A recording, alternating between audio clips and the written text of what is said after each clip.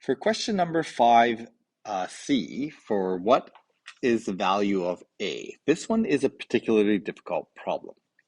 There's a star next to it for a reason. So we're going to go over how we can actually do this. You can kind of guess this and try to figure it out that way, and that would be perfectly okay. That's what really I would expect you to do for now. But there is a way we can solve this. I'm going to show you how. So we've established that P is 2 and Q is 7 from the vertex, the coordinate 2, 7. So I'm going to just put that in. So I'm going to replace that P with a 2. That's my horizontal shift. And I'm going to replace the Q with a positive 7. That's my vertical shift. Okay, and that's what my equation looks like so far. What I don't know is A. Now, one thing that can happen is if I know that there is a coordinate on the graph, for example, this one here, okay, that coordinate is -2, -1. One thing that we know about coordinates and equations is that if I plug in x and y, I can get a table of values in x and y that's going to show up on my graph, but the reverse is true as well.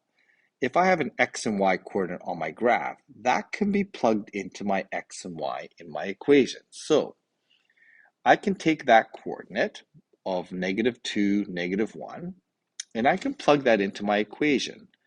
So I can replace y with -1, and then I have my a value, a. My x value is going to be -2, so I'm going to replace that with -2. I have my -2. Okay, all that is squared, and then +7. Now I can do this anytime. Any coordinate, xy coordinate on my graph can be plugged back into the equation. That's always true.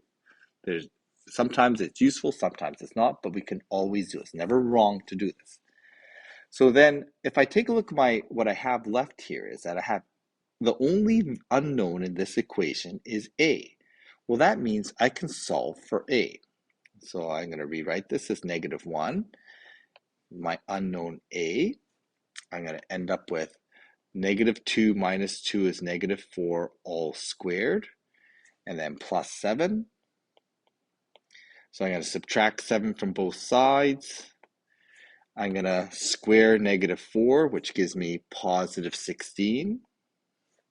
So I get +16a. And then solving for a, I can divide both sides by 16. So I get -8 over 16, which simplifies to -1/2. So a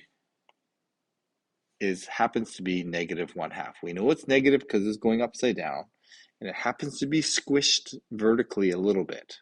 Okay, and that's why a is less than 1.